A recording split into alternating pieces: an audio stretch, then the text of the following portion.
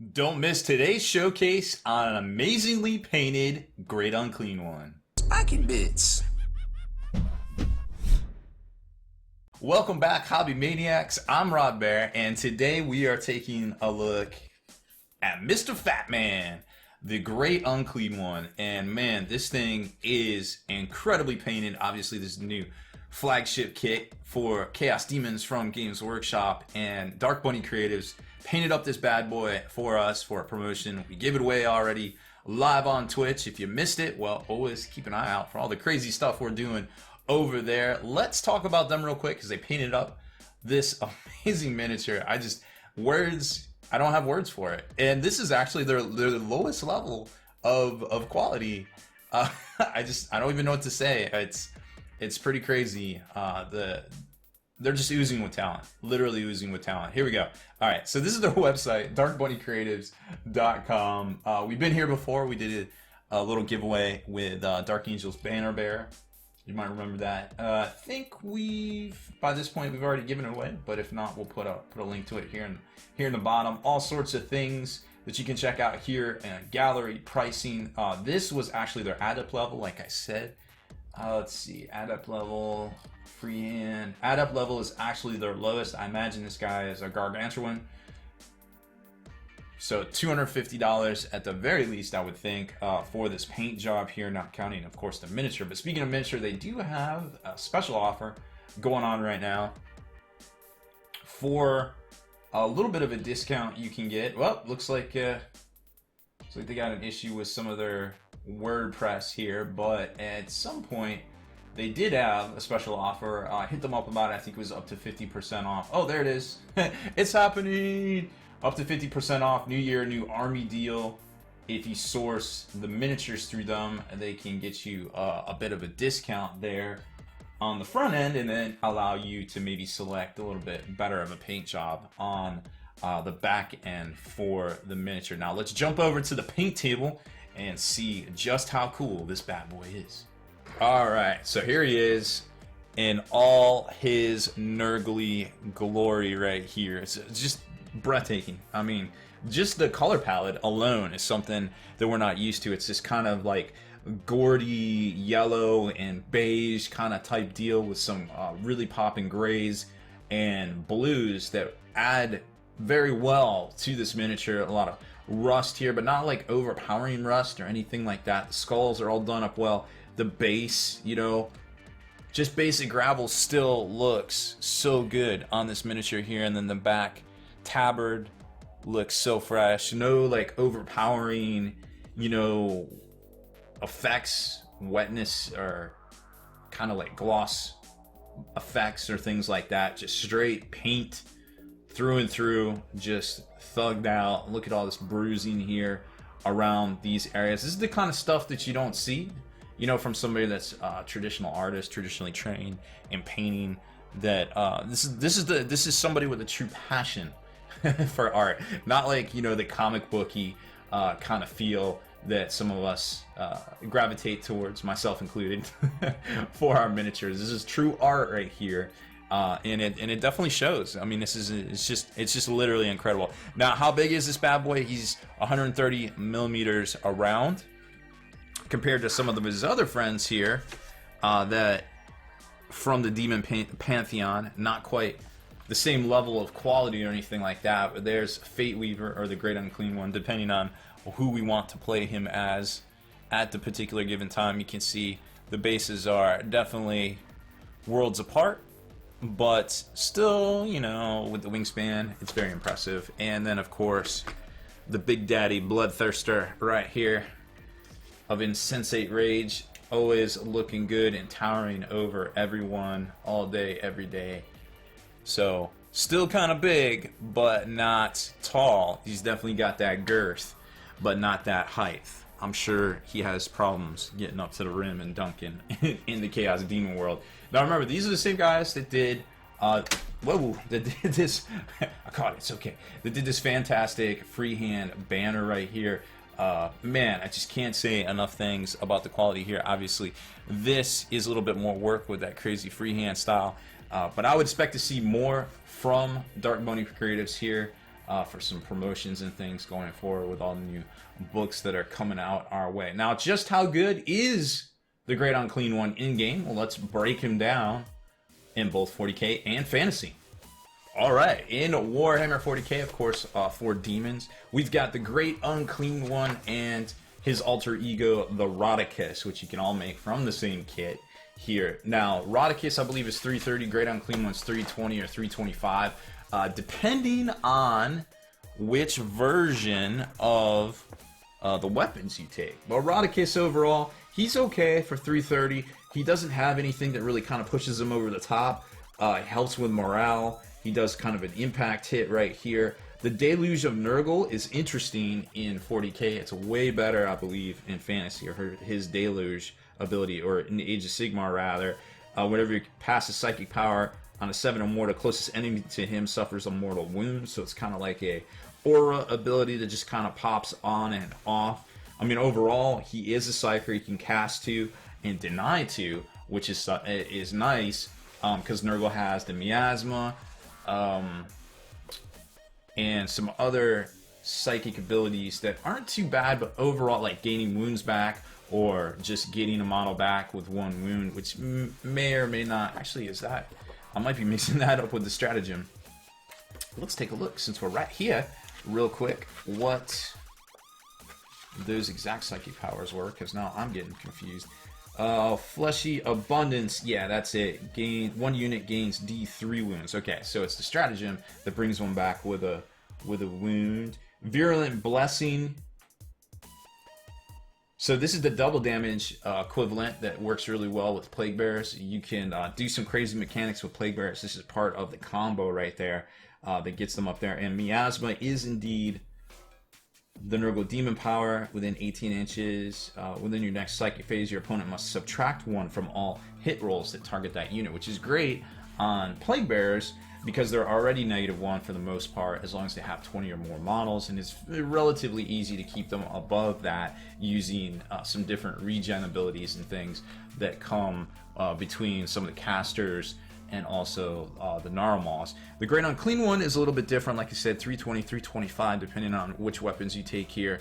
The Bile Blade helps you with your psychic casting. You can take a mortal wound to automatically get +1 to the result. I don't know if it's worth it. He can cast 2 and attempt to deny 1 in a psychic phase, which is not too shabby. 1 and 2 is about average for this big guy. He has an impact kind of hit. Helps with morale around there, and the Reverberating Summons is probably the key here to his rules. Roll 4 dice instead of 3 for demonic summons. In addition, at the start of each of your turns, Nurgle demons within 7 roll a d6. If it has the Doomsday Bell, on a 4-up, a single slain model is returned to your unit. So that's kind of how you can try to keep some of the Plague Bearers returning, also using some of the psychic powers and perhaps the stratagem if you get desperate enough. I think it's relatively high command point wise. As far as attacks go, average strength, average, it's going to take 8 wounds to get him down there, but overall 18 wounds, tough to 7. The enemy's going to have to dedicate a considerable amount of resources to get him off the table. The question is his movement. It's only 7.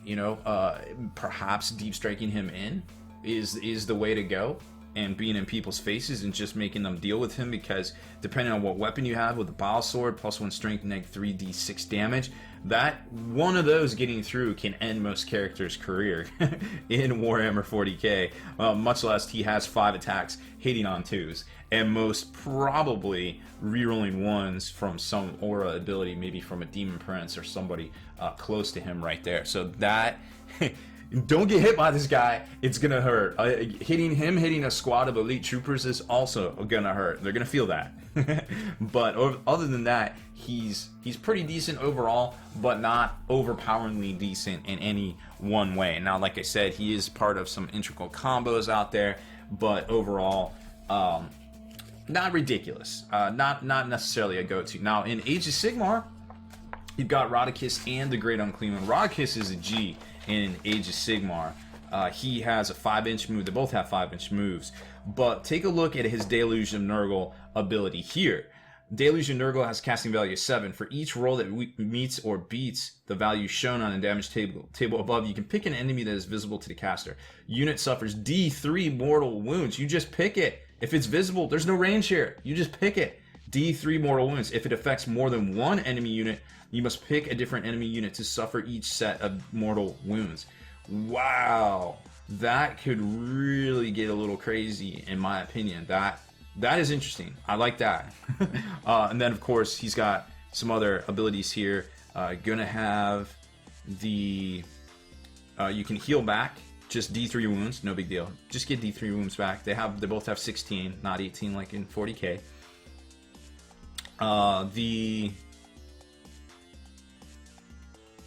Has an ability to do 1 mortal wound in combat there as well. I thought he had the...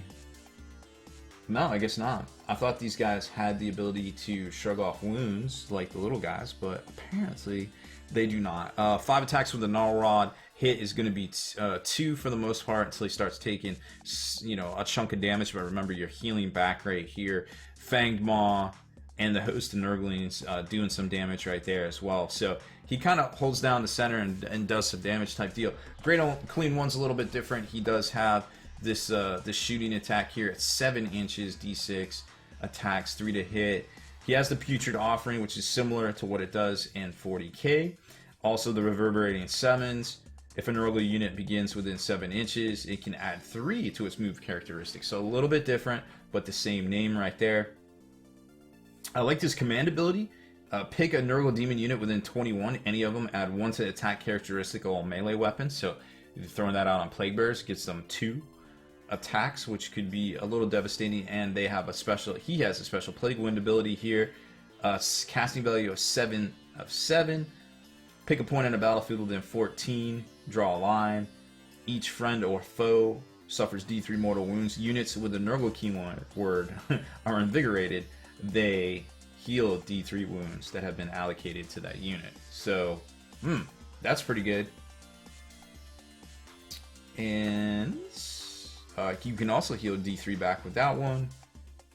And if anybody gets within 1 inch of him on a 4 up, the enemy is going to suffer mortal wounds. So these guys are all about holding it down, dishing out mortal wounds, and doing a lot of damage. Now, something that's different about this particular book here is you're going to have different Lords of Nurgle for each type of wizard. So technically, this is a Nurgle Demon Wizard, so you would get access to these 3. But also Foul Regenesis, which is nice, has a casting value of 7, but you can pick a result from the Stage of Corruption cycle. It is immediately reset to the stage you picked. So from what I understand is you can... all this magic stuff happens in the hero phase. So you've already gone into the hero phase, but if you reset the cycle at the top of the hero phase, at the start of the first battle round, you set it, and then it goes clockwise at the start of each hero turn. Hold on a sec. Refer to the table.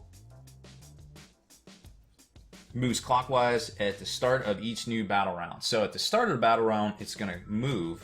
So you can set it to something you want.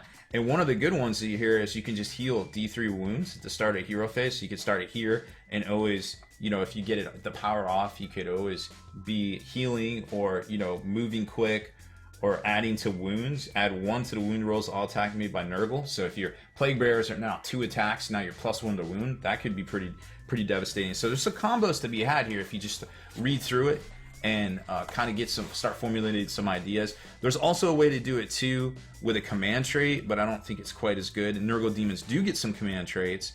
Your choice is 6 of these.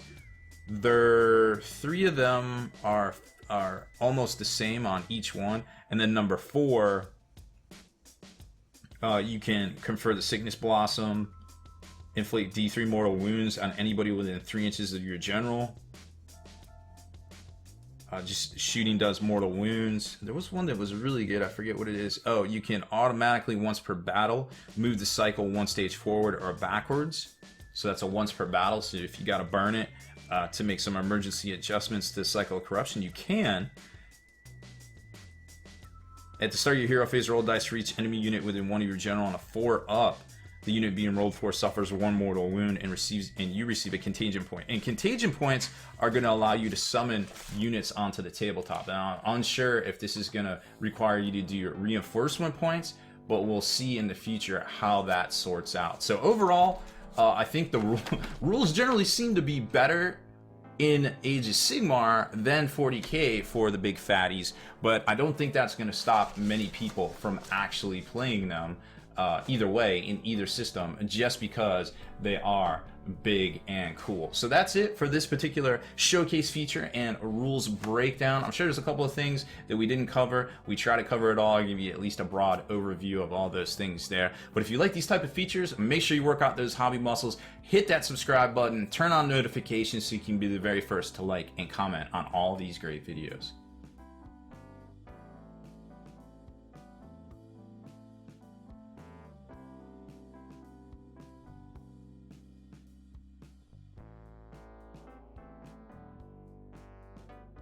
Deleted scenes, bonus content, and all the interviews and post-game wrap-up videos can be located in the Hall of Veterans on thelongwar.net. Visit thelongwar.net today and try a week completely free with no strings attached. That's not all. Thelongwar.net is also your hobby resource for exclusive early access with an ad-free experience to all your favorite videos. Members of the Hall of Veterans gain early exclusive access to multiple hobby videos.